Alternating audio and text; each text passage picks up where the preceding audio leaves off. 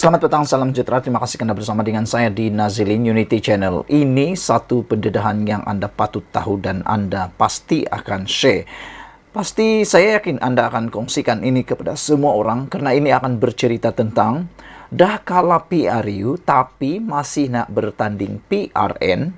Rupanya Elaun yang wakil rakyat dikejar, ini nilainya. Pasti di luar sana ramai netizen yang nak tahu apa sebenarnya habuan, apa sebenarnya yang dikejar, berapa nilai duit, berapa gaji, berapa allowance yang diterima oleh YB yang menang dalam PRU maupun PRN yang akan berlangsung tidak lama lagi ini. Saya seringkali bercerita dengan rekan-rekan, kami bertanya kenapa orang sanggup berebut-rebut mau menjadi YB, padahal YB ini kerjanya bukan senang, tapi rupa-rupanya ada nilai imbuhan, allowance, gaji yang memang membuatkan mereka meliurkan, menjadikan kita berliur lah macam tu. Tapi bagi kita semua yang tidak ada rezeki untuk menjadi YB, tak apalah, cukuplah berliur melihat mereka. Okey, saya kongsikan dengan Anda semua. Ini rupanya sebab sudah kalah PRU tapi masih nak bertanding PRN. Rupanya allowance yang wakil rakyat dikejar, ini nilainya. Korang masih ingat lagi tak dengan isu allowance pinggan mangkuk yang digembar-gemburkan oleh ahli Parlimen Muar, iaitu Syed Saddiq Syed Abdurrahman? Siapa yang lupa? Kami akan letakkan ciapan Syed Saddiq Syed Abdurrahman mengenai isu allowance itu di bawah. Isu ini sebenarnya mengenai kes tuduhan rasuah oleh Syed Saddiq Syed Abdurrahman. Dia telah melampirkan keterangan menafikan tidak terlibat dalam gejala rasuah. Pada masa sama, dia juga mengatakan ada allowance pinggan mangkuk sebanyak RM42.000. Saya ulang sekali lagi, berjumlah sebanyak RM42.000 secara one-off. Saya fikir dari hidup saya, dari kecil sampailah mungkin saya meninggal dunia, saya tidak akan mampu membeli pinggan mangkuk berjumlah RM42.000 ini. Yalah, bayangkanlah RM42.000 itu bukan kecil nilainya, ia sangat besar. Tapi itulah yang didedahkan oleh Syed Saddiq Syed Abdurrahman. Pinggan mangkuk pun allowance-nya RM42.000 secara one-off. Siapa yang tidak terliur kan? Banyak lagi allowance yang mungkin tak masuk akal bagi kita. Seperti, pertama, allowance pembayaran tol dan bahan api kenderaan. Ada tak korang bahagikan gaji untuk duit tol? Kalau ada, berapa ringgit yang korang letak untuk duit tol? 100 atau 200 ringgit? Macam admin selalu, kalau nak keluar je, baru top up touch and go. Tahu-tahu ada banyak lagi baki. Kenapa kami sebut pasal tol ini? Tahu tak? Ahli Parlimen akan menerima duit tol. Berapa jumlahnya? Allowance juga terbahagi kepada dua. Allowance ini layak dibayar kepada ahli Dewan Negara sebanyak RM200 sebulan. Manakala ahli Dewan Rakyat akan menerima RM300 sebulan. Tahukah korang? Ahli Parlimen juga akan mendapat allowance bahan api kenderaan sebanyak RM750 sebulan bagi ahli Dewan Negara dan RM1.500 bagi ahli Dewan Rakyat. Banyak kan? Memang banyak.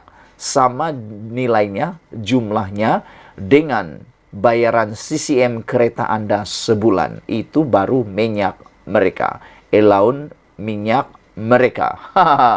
Coba bayangkan. Kalau kita tak keluar mana-mana, lepas tu bakinya bertambah je, pergi ke mana agak-agaknya kan? Okey, kedua, allowance pakaian panas, pakaian rasmi istiadat dan bantuan pakaian black tie. Kalau ada ahli parlimen menghadiri satu tugas rasmi di negara yang beriklim sederhana, mereka berhak untuk menuntut allowance pakaian panas berasaskan apa-apa kadar dan atas apa-apa terma dan syarat yang dinyatakan dalam pekeliling pembendaraan yang berkaitan atau apa-apa pindaan kepadanya.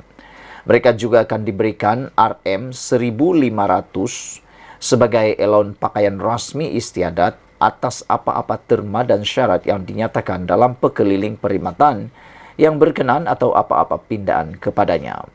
Nombor 3, allowance telefon dan diberikan alat komunikasi mudah alih keistimewaan diberikan kepada semua ahli parlimen untuk telefon, iaitu ahli parlimen diperuntukkan dengan satu telefon talian terus dalam tempat kediaman persendirian. Ahli parlimen diperuntukkan dengan satu talian terus di pejabat perkhidmatan. Kos pemasangan dan sewa telefon ditanggung.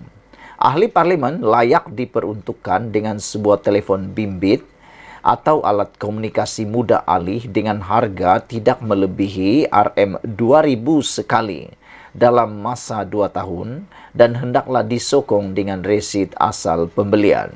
Sabar jap, bukan tuja. Mereka juga akan menerima allowance telefon pada kadar Rm900 sebulan, dibayar tanda memerlukan sokongan tanpa tanda memerlukan sokongan apa-apa resit. Bayangkan kalau kita beli internet guna allowance ini. Wow, Rm900 sebulan tuh bosku. Nombor 4, allowance mesyuarat. Setiap kali mesyuarat dihadiri akan dapat bayaran. Punya bagus kan?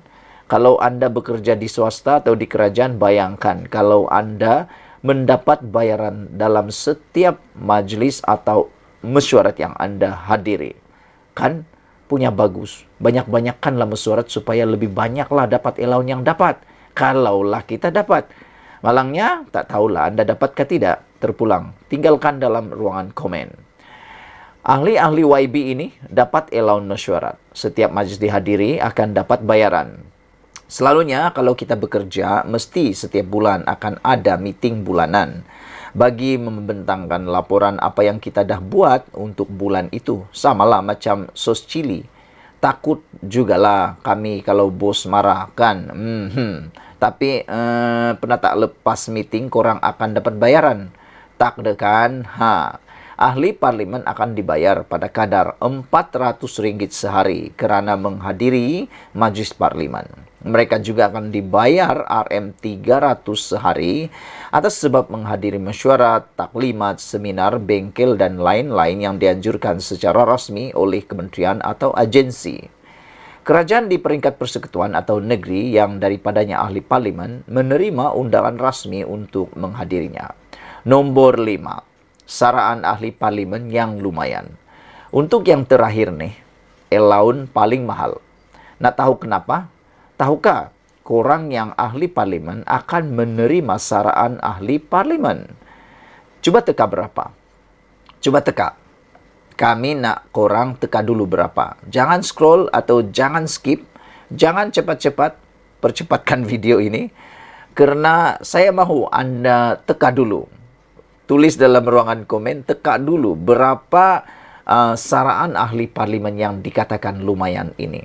Kalau kamu tidak tinggalkan dalam ruangan komen dan Anda tidak meneka, itu mungkin Anda menipu. Dan tipu itu dosa. Tak apalah. Saya kongsikan kepada Anda. Kalau korang tekan bawah ribuan ringgit, atau tekaan Anda ribuan ringgit, ternyata itu salah. Ahli parlimen akan menerima allowance bulanan sebanyak Rp11.000 bagi ahli Dewan Negara dan Rp16.000 bagi ahli Dewan Parlimen. Jadi, cuba kita bandingkan dengan gaji minimum kita. Baiklah, kita akan bandingkan allowance di atas dengan gaji minimum pekerja, iaitu Rp1.200.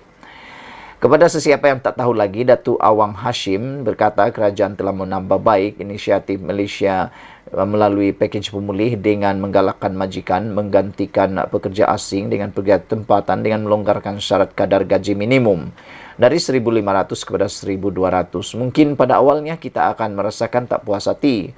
Kenapa perlu kurangkan gaji? Sepatutnya naikkan gajilah kan. Namun beliau telah mengeluarkan kenyataan bahawa program ini untuk bantu rakyat dengan kelonggaran syarat gaji minimum. Program ini, mereka yang diberi gaji 1.200 akan dapat insentif tambahan dari kerajaan 500 setiap bulan. Jadi kalau kita ambil gaji 1.200 dan bandingkan dengan allowance yang mereka terima, sangat berbeza. Allowance telepon saja Rp900 bersamaan dengan 75% gaji minimum rakyat. Allowance mesyuarat Rp400 untuk 3 hari dan dah sama macam gaji minimum rakyat untuk sebulan. Allowance pakaian rasmi istiadat Rp1.520 lebih tinggi dari gaji minimum minimum rakyat. Allowance di bawah saraan ahli parlimen jauh bagai langit dan bumi. Saudara-saudara sekalian, isu ini dipetik daripada Info Rakyat. Sila share kepada semua orang dan pastinya yang memberikan motivasi untuk Anda bekerja lebih keras. Betulkah? Kita jumpa lagi. Malaysia kita punya, kita jaga sama-sama cintai Malaysiaku. Bye-bye.